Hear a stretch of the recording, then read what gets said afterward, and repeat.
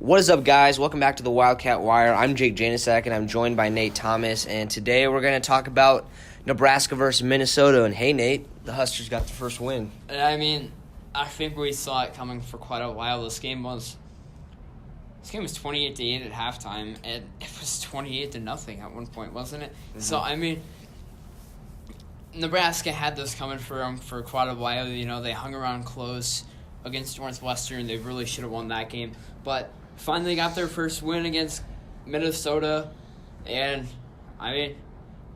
it's a monkey off the back for this team, and they should be good coming up for these next few games. I know you got Bethune-Cookman this week, Ohio State this next week, but I think this team now knows that winning feeling, and they want to get back to it every week. Yeah, you know, the Huskers started off really good, going up 28-0, and then Minnesota, you know, they scored a touchdown late in the first half, went for two, and then the second half, Minnesota really came out strong.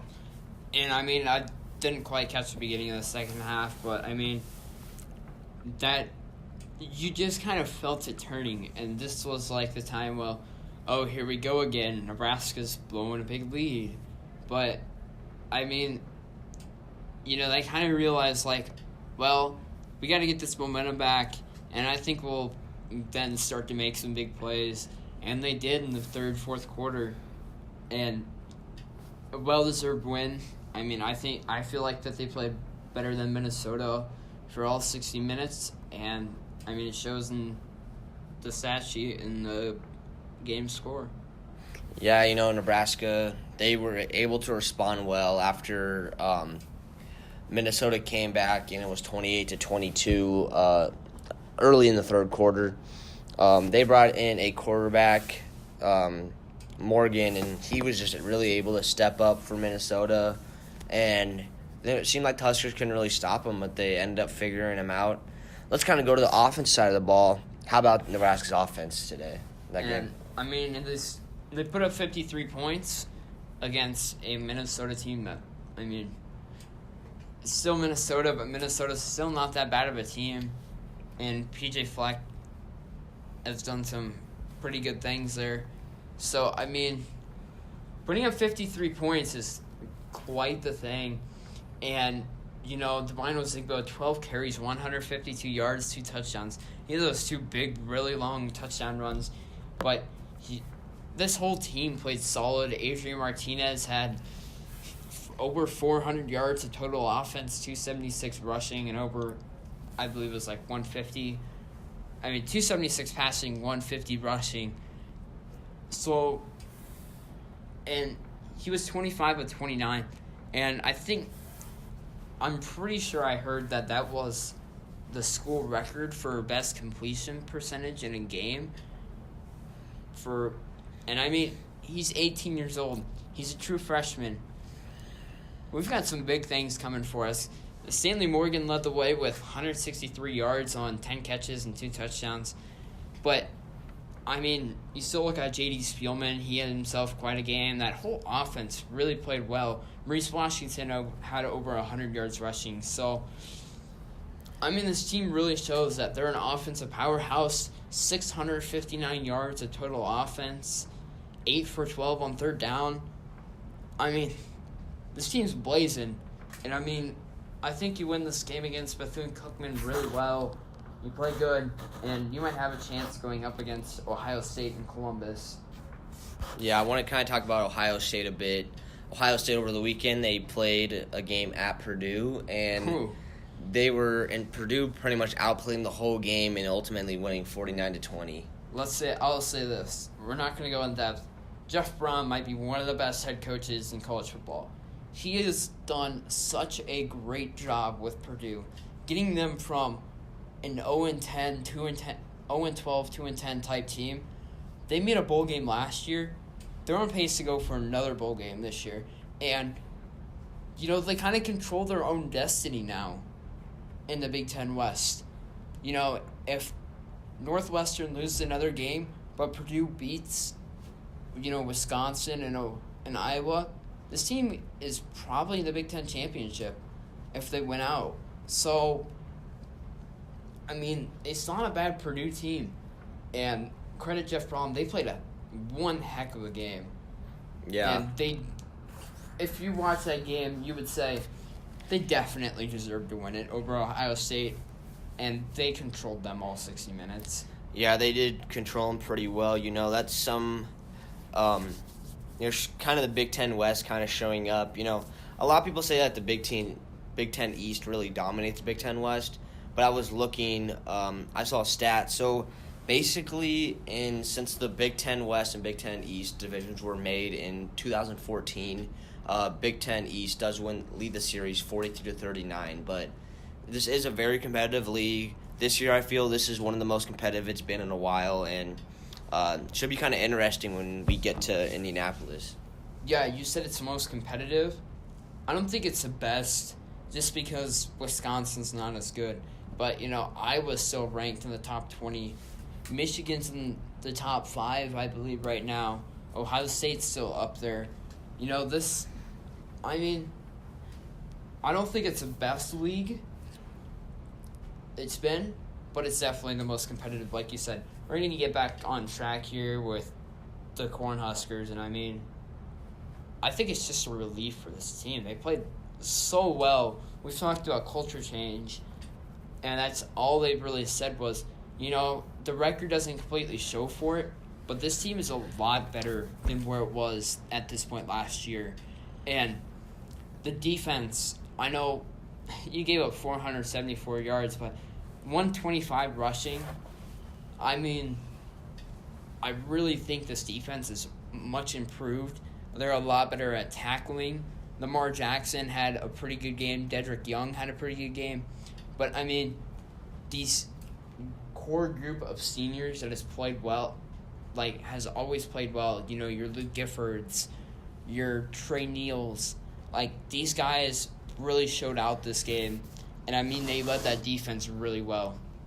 Yeah. How do you feel Nebraska's kind of been able to switch kind of the culture, kind of talk about with players transferring and other stuff like that, because it was kind of surprising to see him just go out there and blow out a team. Minnesota's not horrible. Just talk about kind of the culture shift for the Huskers. It all starts with the fact that you want to come here. And that was the thing Scott Frost instilled day one was, I don't care who you are, I don't care what your name is, but if you're not playing well, then you're not. It comes down to accountability and responsibility. And you have to say, hey, I got to go out and I got to practice hard every day. It's the hard work type of things. It's a lot of the stuff we didn't see under Mike Riley. And that's just kind of the thing that every team has. You have to be responsible for how you play. You have to take accountability for how well you play. And you have to have the pride to wear the N on your helmet and the red and white uniform of Nebraska. Because it's a great program. Not very many teams can go out and say, we have almost 900 wins, or we have over 900 wins as a program, and we have 5 national championships. And that's one of the things Nebraska can say. And it has to be, yeah, we played better, but, it comes down to, these players want to play here, and they're willing to come in and put some hard work in to beat some of these teams. Yeah, Nebraska is going to be back. People get, really worried, If we see games like this and we just have that feeling that the future is bright for the Huskers, I have a lot of confidence in this team. With this win, I even have confidence in feeling that they could end up winning the last 5 games. I just have that much faith in Scott Frost and this team. I feel that this maybe could be a huge turnaround for them. I don't think that you can jump on the race car quite yet, because this team hasn't played the best in some of these games, and you still have tough games against Ohio State and Iowa coming down the stretch here, but you have some easily winnable games. This team could really get to 4-8, or even if you want to go as far and saying they can get to 6-6, you can never count anything out, because that's sports for you. Purdue just won 49-20 against Ohio State. You can never count anything out. And so, I mean, I'm not giving up total faith in the Huskers going to a bowl game, but it's looking kind of bleak just because they're 1-6 at the moment. But, I mean, did we actually, like, a lot of these, I know we had big expectations coming for this team. They have a lot of talent. They have enough to probably get us through the Big Ten West. I think it was just the problem that the tough schedule and just kind of the adapting to the system, adapting to these kind of players, like getting back and practicing and everything like that. I mean, the morale just seemed kind of really low after the Michigan game, and it was like, what are we going to do? But, I mean, they were promising those few games after that, and, I mean, even though they got beat pretty badly by Wisconsin, you know, they still put up 500 yards of offense. They still managed to play really good offensively, and the run defense has improved over the past few games since then. And so, I mean, you're seeing a lot of improvement in this team.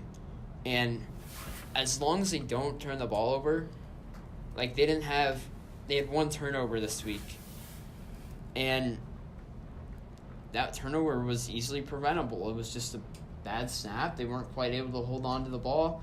And so, I mean, like you look at this team, you've got to clean up some mistakes, but I really think that if you put up 659 yards of offense, you better be scoring over 50 points. You put up 500 yards, you better be scoring in the 40s or the 50s. And, I mean, I think that's the problem this team has had. They can't quite put up all the points. Yeah, let's kind of shift over to the Bethune-Cookman game. You know, Bethune-Cookman, they're not really a good team. I feel that the Huskers should be able to beat them. What are you kind of feeling about Bethune-Cookman a bit, you know? I mean, this game is winnable. You look at the two best teams that they played so far this year, Florida Atlantic and North Carolina A&T. I mean, you lose to FAU 49-28. You lose to North Carolina A&T 35-10. I mean, this really is a winnable game, and they should win. It's 11 a.m. kickoff. It's the reschedule of the Akron game for Nebraska to have 12 games. So, I mean, Nebraska should win this game. But I really think that, you know, with this win, they might kind of they might not have the same mentality going in as they're like, oh, we won a game now, maybe it'll just start to turn for us. Like, you're still going to have to work for you're going to have to work to win every game. You're going to have to work to beat every team. And so I know they might have their eyes towards Ohio State now, like, oh, this Ohio State game is winnable, like, let's start to focus on that. But you really can't take your eyes off Bethune-Cookman. It's just kind of a trap game type thing. So they should get it done, but we'll see how it is. They should get that offense. They really should have a big day on offense again. Yeah, I mean, they can't really look past Bethune-Cookman. I'm kind of looking at their stats right here. I really feel they don't have a horrible offense, you know. They get about 20-something points a game, so they're nothing horrible. But I do think Nebraska should just be too strong for them. Adrian Martinez, J.D. Spielman, Stanley Morgan will probably go for 100 games. We'll probably see some snaps from Andrew Bunch and maybe some backups. And I just think Ozigbo and Mo Washington just going to run all over them. Yeah, I mean, it's a much improved rushing attack from last year. Adrian Martinez has looked very good so far this year. And, I mean, the really one mistake that you could say Adrian made is probably that interception against Colorado. Otherwise, he has played pretty darn well for an 18-year-old freshman at Nebraska playing against some really top teams. So, we'll see how it plays out this week, but this team should handle their business against Bethune-Cookman and move on. Start to focus on Columbus in 2 weeks. Yeah, I think that's going to do it for here on the Wildcat Wire. I'm Jake Janisek. I've been Nate Thomas, and we'll see you guys next time.